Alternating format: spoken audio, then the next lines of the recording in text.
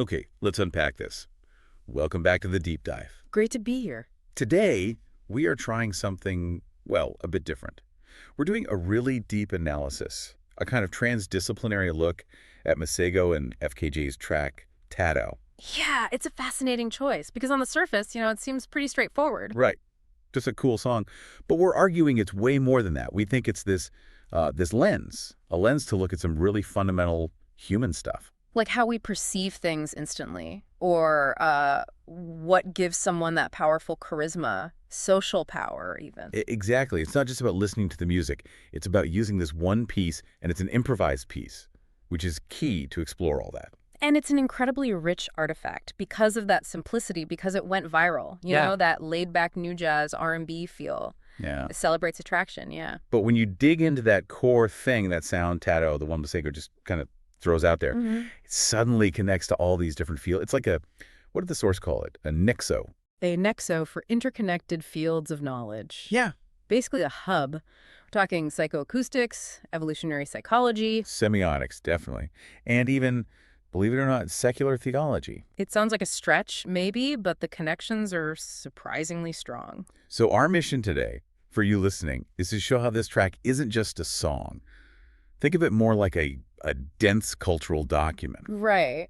One that helps us understand how our brains even process that feeling of, aesthetic shock, that sudden wow. Okay, before we get into the sound itself, the Tadow, let's just quickly set the stage with the artists, the architects of this moment. Good idea. We've got Masego Micah Davis is his real name. Often gets credit for coining trap house jazz. Which is that really cool, smooth mix of trap beats, jazz instrumentation, and R&B vocals. Very distinct. And then there's FKJ Vincent Fenton, French multi-instrumentalist, just phenomenal. Oh, absolutely. Known for that new jazz sound, but also soul electronica. He fuses it all seamlessly. And together, their sound on this track is, well, it's labeled New Jazz R&B Soul Contemporaneo. It fits. It really does.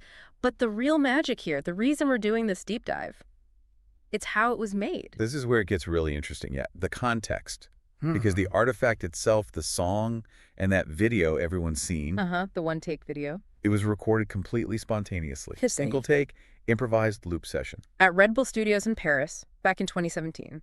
And that spontaneity, that's everything. Why is it so crucial? Because it blew up. It became this massive viral thing, tens of millions of views, before it was ever officially put on an album. Right, it wasn't some planned release. No strategy, no marketing push initially. Its success was purely down to people witnessing that captured moment of musical genius, like instant connection. Which perfectly mirrors the song's theme, right? Instant impact. It bypassed the whole polished industry way of doing things. Yes, the creation reflects the content. And that content, that subject matter, really hinges on this one made-up word, Tadow. Masego just vocalizes it.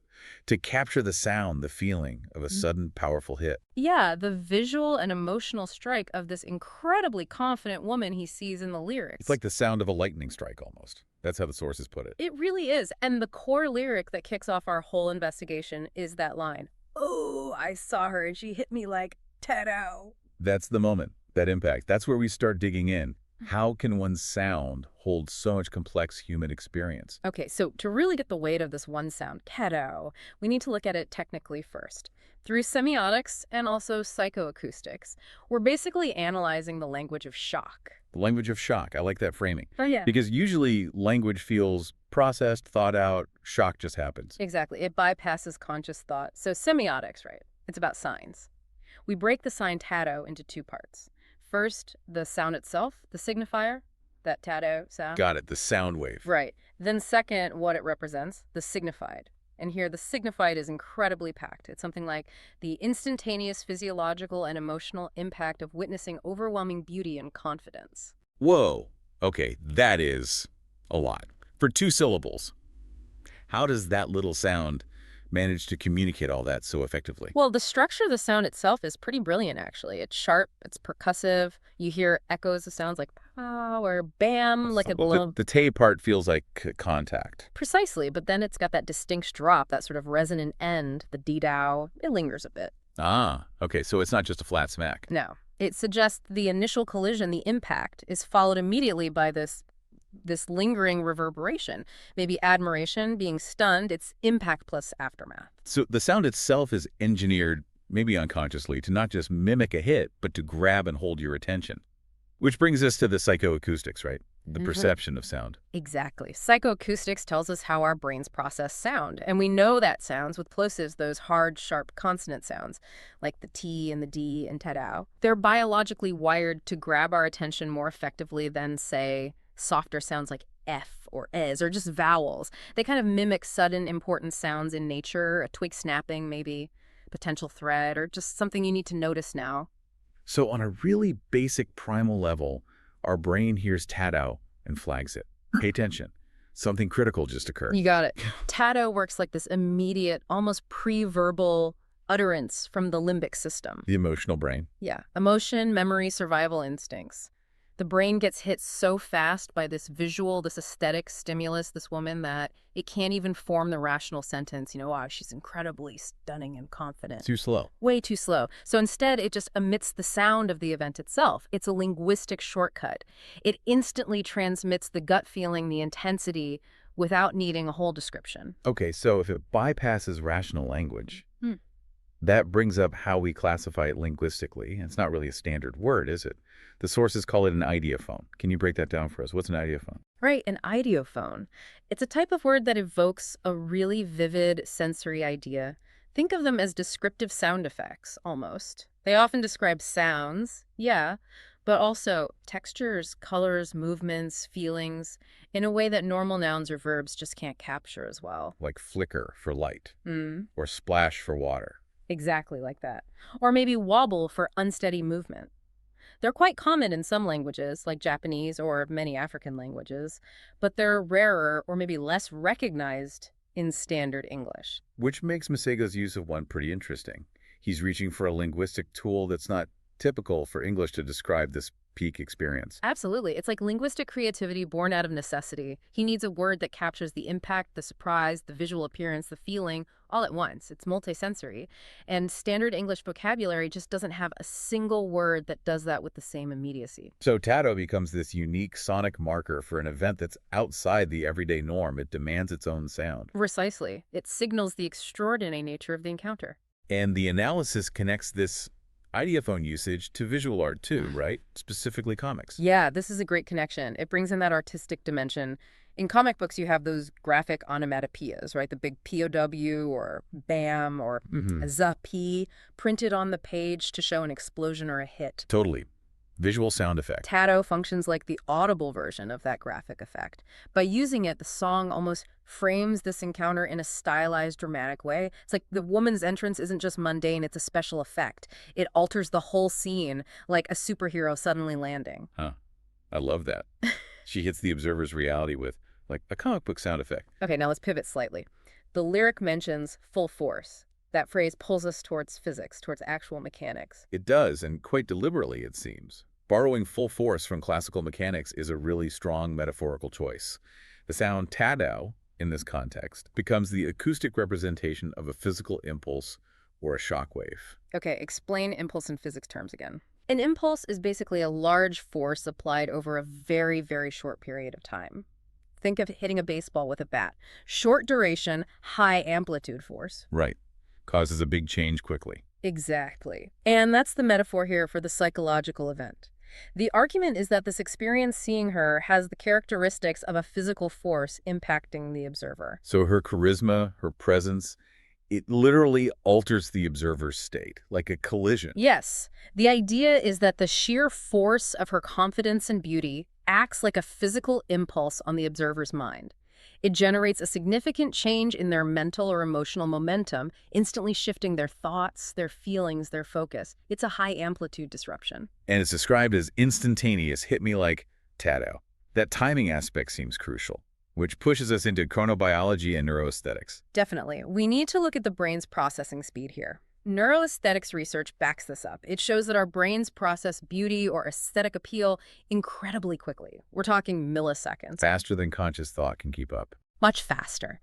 The brain makes an initial assessment of aesthetic value almost immediately, before you've even had time to think, oh, she's attractive. Okay, I get the neurospeed part. But chronobiology, the study of biological rhythms, how does that fit in? Chronobiology helps us understand this as a disruption of the observer's normal temporal flow, their internal rhythm. Tadow marks this sudden, profound break in their regular pattern. What kind of pattern? Like their heartbeat? Or just their train of thought? It could be both and more. Imagine you're just walking along, maybe lost in thought, minding your own business. Your internal pace is steady. Your attention might be diffuse. Then suddenly, this stimulus, bam, hits you. Right. Your planning, your internal monologue, it just collapses for a second. Your heart rate might jump. Your breathing could change slightly. And your focus snaps from wherever it was, laser-like, onto the source of the stimulus her. Tadow is the sound of that mental rhythm breaking, that collapse of deliberation into just pure reaction. So it marks time zero. The absolute start point of this whole interaction, or potential interaction. It resets the observer's internal clock momentarily. Beautifully put, yes. Their entire temporal framework gets kind of jolted and reset by her presence. It's not just surprise, it's a biological imperative to stop and process this immediate, overwhelming reality. And Masego captures that entire complex disruption in just 2 syllables. Okay, so we've really dissected the sound itself, the acoustics, the physics, the timing of that shock wave. But now we need to look at what's generating it. Because the impact isn't just about her looking good, standing still right. It's about her movement. The lyric shifts. She be walking around so confident, so heaven-sent. Absolutely critical transition. We're moving from the sound to the source, which is dynamic. It's her motion, her posture.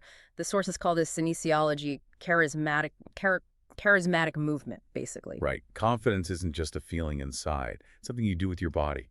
How you walk, how you hold yourself, how you interact with the space around you.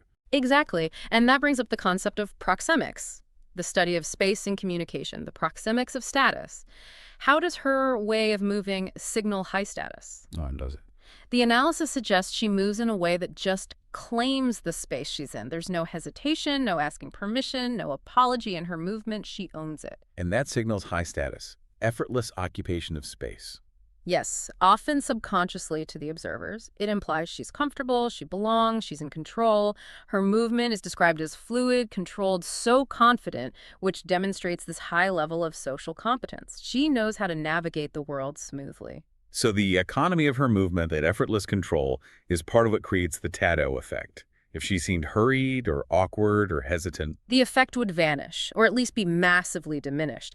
The impact comes from that control. It looks effortless, but it's also deliberate. She's not rushing, she's not shrinking or making herself small. She moves through the environment as if she has a right to be there, and maybe more right than others. that effortless command, that economy, is the visible proof of the confidence that generates the shockwave. The less effort it looks like it takes her, the more powerful it seems. Precisely. And this leads us to, I think, one of the most sociologically juicy details in the whole song, that line, strutting in her heels or her slides, either way. Yes. I love this line. Okay, if confidence is about movement and control, why does it matter what she has on her feet? Heels versus slides seems like a huge contrast. It's a fantastic detail because it allows for this analysis of sociological decoupling. It basically says her power, her ability to generate the Tadow, is separate from or decoupled from the usual symbols of status or gender presentation. How so? Because heels often symbolize what? Power, formality, maybe trying hard. Right. Heels can signal formality, power, adherence to certain social or professional expectations, maybe even a certain kind of femininity. Slides, on the other hand, they scream comfort, informality, relaxation, almost a deliberate casualness. Okay, but wait. If she wore heels, couldn't we just say, oh, the heels make her walk tall, they give her that confident posture? We might attribute the power to the accessory. Exactly. That's the potential trap. But the lyric says, either way, the Tadow happens whether she's in the symbol of formality and effort, heels, or the symbol of maximum casualness and ease, slides. So the power isn't in the shoes, it's in her. She's not relying on the uniform of power. Precisely. The decoupling proves the power is intrinsic. Her personal charisma, her embodied confidence transcends the accessory. It's constant. Now, let me push back slightly here, play devil's advocate. Couldn't wearing slides, especially maybe expensive or fashionable slides, also be a status symbol today? Like signaling you're so high status you don't need to wear uncomfortable heels, you're beyond those expectations. That is a really sharp point and absolutely relevant. Yes, in certain contexts, that extreme casualness is a power move. Yeah. It signals unconditional status, the power to opt out of the dress code without penalty. So how does the lyric handle that? I think the point remains. Whether she's using the traditional symbol of power, heels, or this newer symbol of autonomous power, slides, her personal magnetism, the Tadow effect, is so strong it overwhelms whatever signal the footwear itself is sending. The source of the power is still fundamentally her, which aligns beautifully with Max Weber's concept of charismatic authority. Okay, refresh this quickly. How does Weber's idea fit here? Weber distinguished three types of authority: traditional, like a king; legal rational, like a CEO or elected official; and charismatic. Charismatic authority doesn't come from position or inheritance. It comes purely from the exceptional magnetic personal qualities of the individual leader. Think of prophets or revolutionary heroes, or maybe even certain rock stars. So she commands attention and generates this impact not because of her job title or her family name or even her fancy shoes, but because of her innate exceptional quality. Exactly. The authority, the power, emanates directly from her presence. The footwear detail just confirms it's not dependent on external trappings. Okay, this then leads us to that really profound pairing in the lyric. So confident, so heaven-sent. We're explicitly linking her internal state, confidence, with this idea of divine origin. This is where we get into the secular theology of perfection. This juxtaposition is absolutely key. Think about it. In our largely secular world, when we encounter something, a skill, a performance, a person that seems to go way beyond normal human capability, what language do we reach for? We often fall back on religious or supernatural language. Yeah. God-given talent, miraculous, divine. Precisely. Heaven sent is the observer trying to rationalize a level of confidence and poise so complete, so flawless, that it seems impossible to achieve through normal human means. It feels like it must come from outside, from destiny, or from, well, heaven. It's the explanation you use when you can't figure out how else someone could be that good, that perfect. Right. If we can't explain it through practice or genetics or luck alone, we invoke grace, the divine spark. The lyrics suggest she's like the physical embodiment and the incarnation even of an abstract ideal. Perfect confidence. And the crowd perceives this not as something she worked hard for, but as a gift, like divine favor. That's the implication. It elevates her beyond just being skilled or attractive. She becomes this embodiment of an unattainable ideal, bathed in a kind of secular grace, which makes her impact even more overwhelming. Okay, so her impact is huge, it's instant, it feels almost supernatural or divine.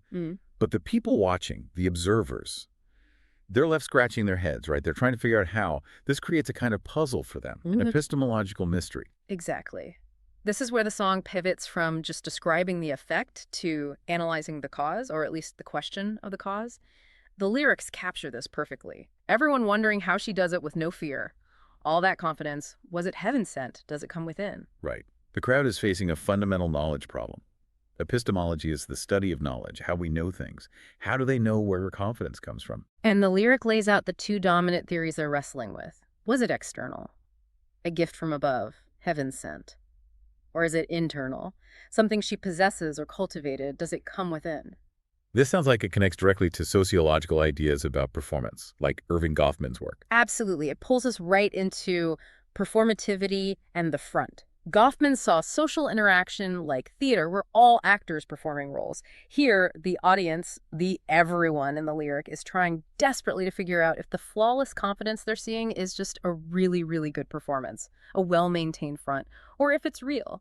Is it an authentic, internalized state of being? Does the outside match the inside? Her power, partly, comes from the fact that they can't tell. She maintains that ambiguity. That's a huge part of it. She becomes this epistemological riddle precisely because her performance, her front, is too perfect. If there was a crack, a hesitation, a flicker of doubt... They could say, see? It's just an act. Exactly.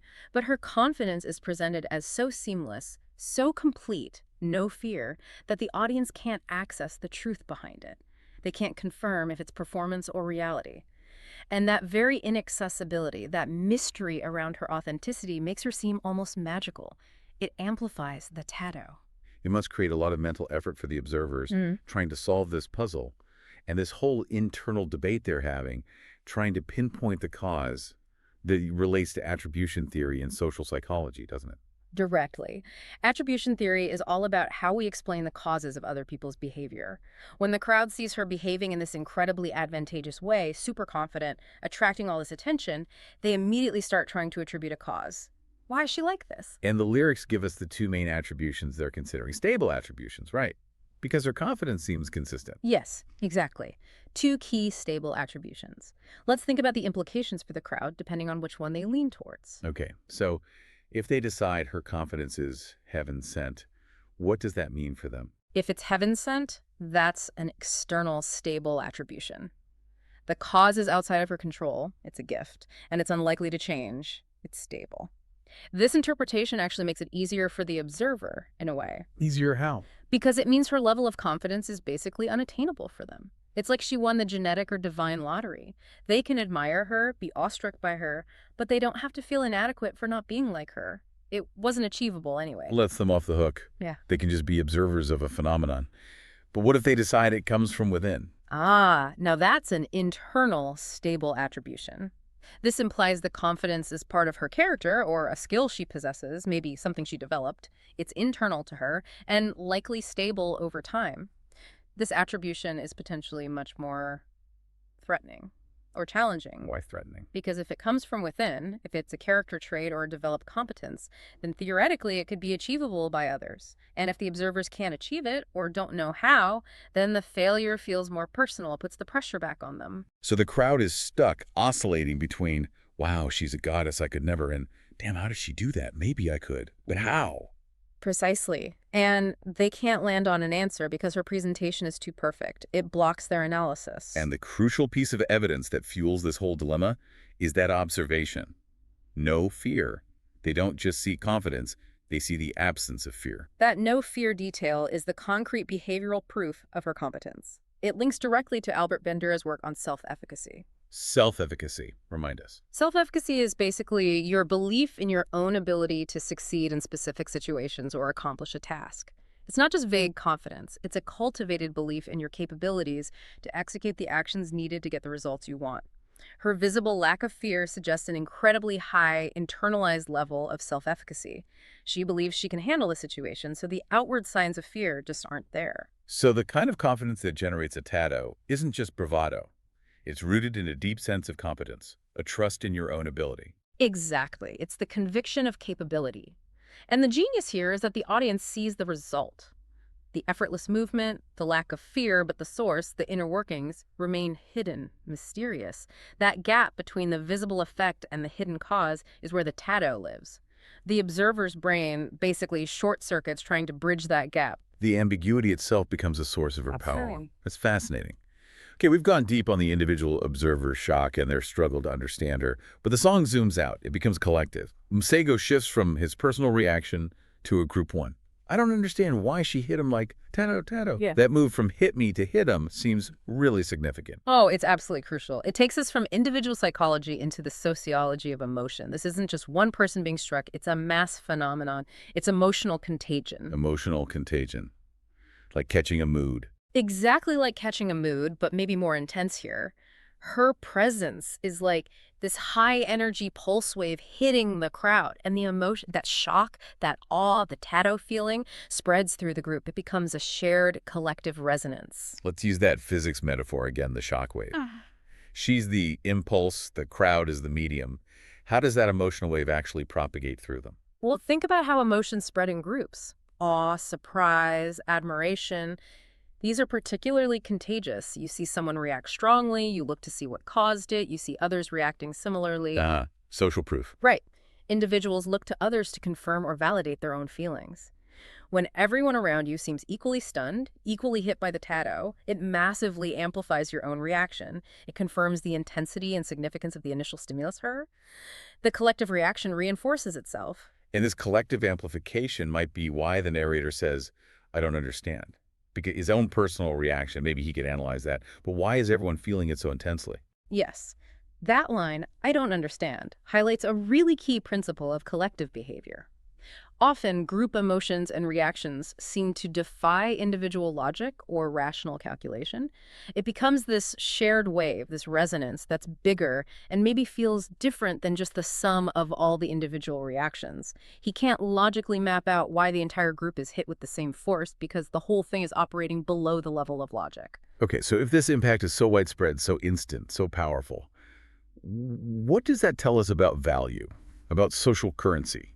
This feels like it's heading towards neuroeconomics trying to figure out the worth of this interaction. And it seems wildly unbalanced. It screams asymmetry. This is where we get into the limbic economy. We're talking about the brain's systems for emotion, reward, and crucially, attention. What's happening here is a massively asymmetrical transaction in the attention economy. Explain that asymmetry. She exerts enormous influence, this universal Tadow impact across the whole crowd with what appears to be almost zero effort. The lyric says she's just walking around, minimal visible investment from her side. Maximum social return for seemingly zero input. Exactly. Now think about the other side of the transaction. The observers, the M, they are forced to expend huge amounts of cognitive resources. Attentional capital, they have to stop what they're doing, focus entirely on her. Emotional capital, they feel the shock, the awe, maybe confusion or desire. Mental capital, they're running all those attribution calculations we talked about. So they're spending a lot. She seems to be spending nothing. Yeah. And the narrator can't make sense of that deal. Right. He can't understand it because he's trying to apply rational economic logic. Effort should equal reward to a situation that's being governed by the limbic system. The value exchange here isn't about rational trade. It's about primal signals of status and attention capture.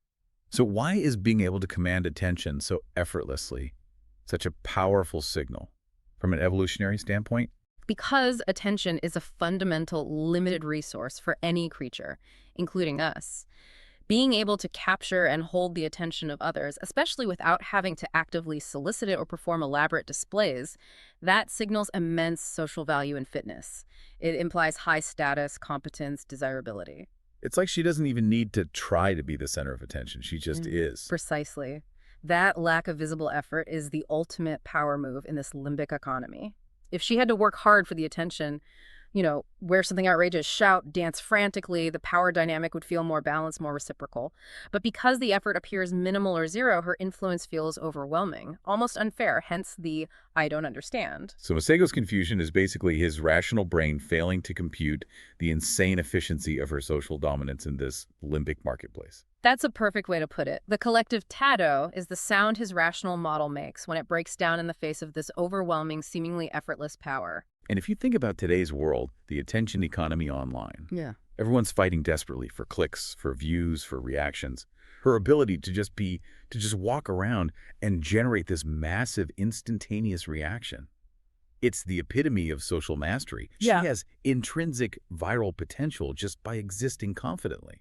It's the anti-clickbait. Clickbait is high effort, often deceptive for fleeting attention. She represents the opposite. Authentic presence, generating profound, sustained attention with no apparent effort. That's why the Tadow feels so real and potent. It's the impact of genuine, undeniable presence. So we've looked at the physics, the psychology, the sociology, but the song itself pushes us even further into philosophy and even theology. We have to go there to really grasp the full picture. Right. The lyrics make this really careful aesthetic distinction. She described as superfine, which we could read as beautiful, but then she's also called so sublime. And those two words, beautiful and sublime, while we use them casually, philosophically, they're very different beasts. Hugely different. This distinction goes back centuries, especially to Enlightenment philosophers like Immanuel Kant and Edmund Burke. They really tried to pin down these concepts. Okay, so lay it out for us. Beautiful, superfine. What does that mean philosophically? The beautiful is generally seen as that which is pleasant, harmonious, well-proportioned, maybe even a bit manageable. It's agreeable. It pleases our senses without overwhelming them. We find beauty comforting, controllable. Okay, comfortable pleasure and sublime. The sublime is a whole different category. It's about encountering something beauty, power, scale that is so vast, so overwhelming, so powerful that it completely floods our senses and our ability to comprehend it rationally. It's not just pleasant and inspires awe. But crucially, that awe is often mixed with a sense of, terror or at least apprehension. It's uncontrollable power. Like standing at the edge of the Grand Canyon or watching a massive storm roll in. Exactly. Those are classic examples of the sublime in nature. It's beauty that exceeds our grasp, makes us feel small, maybe even threatens us a little, but simultaneously elevates us through the sheer scale of the experience. So the argument is that the Tadow sound is the sonic representation of experiencing the sublime. Her presence isn't just nice to look at, it's overwhelming, maybe even slightly terrifying in its power. That is the perfect synthesis. Her presence isn't merely agreeable, super fine. It's an event. An event so powerful it knocks him dead, as another lyric says. It disarms the observer's rational mind, their critical faculties. The sublime forces you out of analysis and into pure visceral reaction. That's the Tadow. The observers are hit by something that feels beyond normal human scale. Which explains why they resort to that heaven-sent language we talked about. It's the only way to describe something that feels beyond comprehension. Precisely. And then, immediately after establishing her as sublime, the lyrics introduce this sharp moral conflict, a theological tension. Yeah, this turn is fascinating. They want to sin, talking deadly sin. This immediately casts her sublime impact into a moral framework. Her overwhelming presence doesn't just inspire awe. It provokes lust, identified here explicitly as a deadly sin in the classic Christian tradition. So the song elevates her from just an attractive person to this figure of ultimate temptation, almost like a femme fatale archetype. Exactly. It taps into that ancient cultural archetype. The lyrics create this incredibly potent tension. She is simultaneously heaven-sent, pure, perfect, embodying divine grace, and the trigger for deadly sin, mortal, dangerous, leading to moral transgression. Perfection and provocation rolled into one, divine and dangerous. Yes, it captures this deep-seated cultural ambivalence about powerful feminine beauty or charisma. Is it a divine gift to be admired, or a dangerous force that can lead to downfall? She embodies both potentials simultaneously, and that paradox, being both grace and danger incarnate, just intensifies the sublime experience. It makes her impact even more potent and harder to process rationally. Wow, the stakes of just seeing her walk by become incredibly high awe, terror, desire, moral crisis, all triggered by that one presence. Okay, so to bring this incredibly layered analysis full circle, let's connect it back to the making of the song itself, the origin story. You mentioned it earlier. Right, the meta-commentary. Because the way the song was created is, I think, the final confirmation of its core themes. The entire analysis clicks into place when you remember how Tadow came into being. The improvisation, Masego and FKJ just jamming. Exactly. That act of creation was itself an example of confident, spontaneous mastery. It was performed with no fear, just like the woman in the song. They didn't overthink it, they just trusted their skills and let it flow. It was, in essence, a creative Tadow that they delivered to the world. So the musical performance is a direct parallel to the social performance described in the lyrics. The artist's confidence mirrors the subject's confidence. It's the perfect meta-commentary. Their spontaneous musical mastery, this moment of emergent complexity achieved seemingly without effort, generated an impact, a viral hit that defied the usual logic of planned releases and marketing. It demonstrates exactly the song's point, that this kind of authentic, high-level competence, whether it's social or musical, creates a shockwave, an impact that feels immediate, powerful, and maybe a little bit inexplicable. The song is what it's about. Precisely. It's a living document of its own central theme. The process validates the product. And it really underscores that idea that genuine presence, captured authentically in the moment, can resonate far more powerfully than something meticulously planned and polished. Absolutely. The one-take video, the lack of initial editing or promotion, it stripped away any potential front and just presented the raw competence of the artists. And that authenticity generated its own massive, instantaneous cultural shockwave. The medium truly became the message. So there you have it. We started with, maybe 2 minutes of improvised R&B, new jazz, a jam session. And we ended up pulling threads from semiotics, physics, chronobiology, sociology via Weber and Goffman, neuroeconomics, and even Kantian philosophy. Yeah. I'll just unpack the mechanics of a single made-up word. That's what happens when you do a deep dive. But it really shows how much meaning can be compressed into even the simplest seeming artistic creations. The most potent artifacts often tell us the most about ourselves. Absolutely. So the core takeaway here for you listening is that Tadow really functions as this incredible case study in the power of presence and the economy of attention. Yeah, it provides compelling evidence in a way that genuine embodied confidence isn't just an attitude. It operates like a real measurable force in the social environment. A force capable of creating that social shockwave, the one that kind of short-circuits our usual logical, rational ways of understanding things. And the success story of the song itself, born from that authentic, confident moment of creation, it just perfectly validates that whole thesis. Spontaneous mastery hits hard, instantly. So, the song ultimately tells us that when someone's presence becomes so powerful, so undeniable, our rational minds just fail. They can't compute the value. They can't explain the mechanism adequately. We're left only with the feeling, the visceral, immediate, instinctive sound of the event itself. We're forced out of deliberation and into reaction. It captures that sublime threshold where sheer presence tips over into undeniable power. It's the sound of that transformation. Which leaves us with this final provocative thought for you to chew on.